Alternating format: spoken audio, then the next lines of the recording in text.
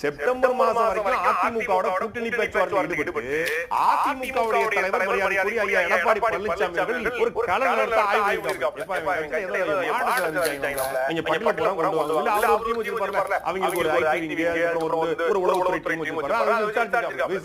பூரா பொறுக்கி போயிடலாம். ஒருத்தங்க ஒன்னாம்